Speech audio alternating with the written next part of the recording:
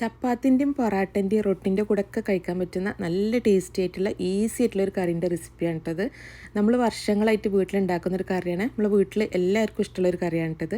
അപ്പോൾ നമ്മൾ കടലപ്പരിപ്പ് വെച്ചാണ് കേട്ടോ ഈ ഒരു കറി ഉണ്ടാക്കിയെടുക്കുന്നത്. അപ്പോൾ നല്ല ടേസ്റ്റിയുള്ള കറിയാണ്.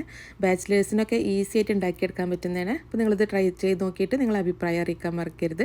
അപ്പോൾ ഇത് ഉണ്ടാക്കിയെടുക്കാൻ വേണ്ടിയിട്ട് ഞാനിവിടെ 1.5 കപ്പ് കടലപ്പരിപ്പാട്ട് എടുത്തിട്ടുള്ളത്. കടലപ്പരിപ്പ് ഒരു 3 മണിക്കൂറൊന്ന് വെള്ളത്തിൽ സോക്ക് ചെയ്ത് വെച്ചിട്ടുണ്ട്. ഇനി നന്നായിട്ട് കഴുകിയിട്ട് ഒരു കുക്കറിലേക്ക് ഇട്ട് കൊടുക്കുകയാണ്. ഇനി ഈ ഒരു പരിപ്പിലേക്ക് ഒരു 1/4 ടീസ്പൂൺ മഞ്ഞൾപ്പൊടി ഇട്ട് കൊടുക്കുകയാണ്. പിന്നെ ഒരു 3 പീസ് വീതം പട്ട, ഏലക്കായ, ഗ്രാമ്പു ആട്ടോ ചേർത്ത് കൊടുക്കുന്നത്. പിന്നെ ഈ ഒരു പരിപ്പിലേക്ക് പാകത്തിനുള്ള ഉപ്പും കൂടെ ഇട്ട് കൊടുക്കാം. പിന്നെ അതിലേക്ക് ഒരു 3 കപ്പ് വെള്ളം കൂടെ ഒഴിച്ചു കൊടുത്തിട്ട് നന്നായിട്ടൊന്ന് മിക്സ് ചെയ്തിട്ട് ഈ കുക്കർ അടച്ച് വെച്ചിട്ട് ഒരു മീഡിയം ഫ്ലെയിമിൽ വെച്ചിട്ട് ഒരു വിസിൽ വരുന്ന വരെ ഒന്ന് വേവിച്ചെടുക്കാം. പരിപ്പ് കുക്കായി വരുന്ന ടൈം കൊണ്ട് നമുക്കിതിലേക്ക് വേണ്ടിയിട്ടുള്ള മസാല റെഡിയാക്കി എടുക്കാം. അതിന് വേണ്ടിയിട്ട് പാന് ചൂടാൻ വെച്ചിട്ടുണ്ട്. അതിലേക്ക് ഒരു 3 ടേബിൾ സ്പൂണ് സൺഫ്ലവർ ഓയിൽ ഒഴിച്ച് കൊടുത്തിട്ടുണ്ട്. ഓയിലൊന്ന് ചൂടായ ശേഷം അതിലേക്ക് ഒരു 1/4 ടീസ്പൂണ് ചെറിയ ജീരകം ചേർത്ത് കൊടുക്കണം. ചെറിയ ജീരകം നന്നായി ഒന്ന് പൊട്ടിയ ശേഷം ഇതിലേക്ക് ഒരു ടേബിൾ സ്പൂണ് ഇഞ്ചി അരിഞ്ഞതായിട്ട് ചേർത്ത് കൊടുത്തിട്ടുള്ളത്. ഇഞ്ചി നന്നായിട്ടൊന്ന് വഴറ്റിയെടുക്കുക. ഇനി ഇതിലേക്ക് ഒരു 1.5 ടേബിൾ സ്പൂണ് വെളുത്തുള്ളി ചെറുതാക്കി അരിഞ്ഞതും കൂടെ ചേർത്ത് കൊടുക്കുകയാണ്. എന്നിട്ട് ഈ ഒരു വെളുത്തുള്ളിയും ഇഞ്ചിയും കൂടെ നന്നായിട്ടൊന്ന് വഴറ്റിയെടുക്കുക കേട്ടോ. ഇഞ്ചിയും വെളുത്തുള്ളിയൊക്കെ ഇതുപോലെ നന്നായിട്ട് വഴന്ന ശേഷം ഇതിലേക്ക് ഒരു 3 ടേബിൾ സ്പൂണ് സവാള ചെറുതാക്കി അരിഞ്ഞതായിട്ട് ചേർത്ത് കൊടുത്തിട്ടുള്ളത്. ഈ ഒരു സവാളയും കൂടെ ഇതുപോലെ തന്നെ നന്നായിട്ടൊന്ന് വഴറ്റിയെടുക്കുക കേട്ടോ. അപ്പോൾ സവാള വഴന്ന ശേഷം ഇതിലേക്ക് ഒരു തക്കാളി മിക്സിയിൽ അടിച്ചതാണ് കേട്ടോ, നല്ല പേസ്റ്റാക്കി അടിച്ചിട്ടുള്ളതാണ്. ഇതും കൂടെ ഒഴിച്ചു കൊടുത്തിട്ട് നന്നായിട്ട് വഴറ്റിയെടുക്കുക. തക്കാളി ഇതുപോലെ നന്നായിട്ട് വഴറ്റിയെടുക്കുക കേട്ടോ. ഇനി ഇതിലേക്ക് മസാലപ്പൊടികൾ ചേർത്ത് കൊടുക്കാം. ഒരു ടേബിൾ സ്പൂണ് കാശ്മീരി മുളക് പൊടി കേട്ടോ ഞാൻ എടുത്തിട്ടുള്ളത്. പിന്നെ ഒരു ടീസ്പൂണ് മല്ലിപ്പൊടി, ഒരു 1/2 ടീസ്പൂണ് ചെറിയ ജീരകം വറുത്ത് പൊടിച്ചത്, ഒരു 1/2 ടീസ്പൂണ് ഗരം മസാല. ഇനി ഇതെല്ലാതും കൂടെ നന്നായിട്ടൊന്ന് വഴറ്റിയെടുക്കുക കേട്ടോ. മഞ്ഞൾപ്പൊടി നമ്മൾ പരിപ്പ് വേവിച്ചപ്പോൾ ചേർത്തുകൊണ്ടാട്ടോ ഞാൻ ഈ മസാലയിലേക്ക് ചേർത്ത് കൊടുക്കാത്തത്. ഈ ഒരു മസാലപ്പൊടികൾ നന്നായിട്ട് വഴറ്റിയെടുക്കുക കേട്ടോ. ഒരു മസാലൻ്റെ പച്ചമുളകൊക്കെ മാറിയിട്ട് നന്നായിട്ട് എണ്ണ തെളിഞ്ഞ് വരണം. അപ്പോൾ ആ ഒരു സമയം കൊണ്ട് തന്നെ നമ്മളെ പരിപ്പ് കുക്കായിട്ടുണ്ട് കേട്ടോ.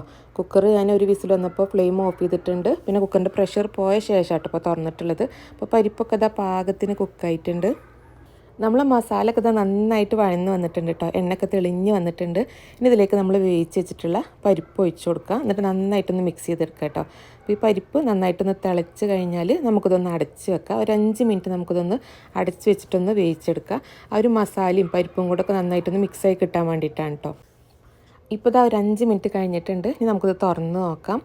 ഇനി ഇതിലേക്ക് ഒരു ടീസ്പൂണ് കസൂരി മേത്തി ചേർത്ത് കൊടുക്കാം കേട്ടോ. ഈ ഒരു കറിയിൽ നിങ്ങൾ മസ്റ്റായിട്ടും കസൂരി മേത്തി ചേർത്ത് കൊടുക്കണം. അപ്പോൾ ഈ ഒരു കറിക്ക് അതിൻ്റെ കറക്റ്റ് ടേസ്റ്റ് കിട്ടുള്ളൂ കേട്ടോ. അപ്പോൾ കസൂരി മേത്തി ചേർത്ത് കൊടുത്തിട്ട് ഞാൻ ടേസ്റ്റ് ചെയ്ത് നോക്കുമ്പോൾ കുറച്ച് ടേസ്റ്റ് കുറവുണ്ട് കേട്ടോ കസൂരി മേത്തിൻ്റെ. അപ്പോൾ ഞാൻ 1 ടീസ്പൂണും കൂടെ ചേർത്ത് കൊടുത്തിട്ടുണ്ട്. മൊത്തത്തിൽ 2 ടീസ്പൂണ് കസൂരി മേത്തിയായിട്ട് ഞാൻ ചേർത്ത് കൊടുത്തിട്ടുള്ളത്. പിന്നെ കുറച്ച് ഉപ്പും കൂടെ ചേർത്ത് കൊടുത്തിട്ടുണ്ട്. ടേസ്റ്റ് നോക്കുമ്പോൾ കുറച്ച് ഉപ്പ് കുറവായിരുന്നു കേട്ടോ. ഇനി ഇത് 1 മിനിറ്റ് ഒന്ന് തിളപ്പിച്ചെടുത്താൽ മതി. നമുക്ക് ഫ്ലെയിം ഓഫ് ചെയ്യാം. ഇനി ഇതിലേക്ക് കുറച്ച് പച്ചമുളക് ചെറുതാക്കി അരിഞ്ഞെടുത്തിട്ടുള്ളതാണ് കേട്ടോ ഞാൻ ചേർത്ത് കൊടുക്കുന്നത്. പിന്നെ കുറച്ച് മല്ലിയിലയും കൂടെ ഇട്ട് കൊടുക്കുകയാണ്. ലാസ്റ്റായിട്ട് 1 ടേബിൾ സ്പൂണ് ബട്ടറും കൂടെ ചേർത്ത് കൊടുക്കുകയാണ്. നമുക്കിതൊന്ന് അടച്ച് വെക്കാം കേട്ടോ. ഒരു 5 മിനിറ്റും കൂടെ കഴിഞ്ഞിട്ട് നമുക്ക് ഈ ഒരു കറി സെർവ് ചെയ്യാവുന്നതാണ്. നമ്മൾ ലാസ്റ്റ് ഇതുപോലെ പച്ചമുളകും മല്ലിയിലയും ബട്ടറും കൂടെ ചേർത്ത് കൊടുക്കുമ്പോൾ ഈ ഒരു കറിക്ക് പ്രത്യേക ടേസ്റ്റാണ് കേട്ടോ.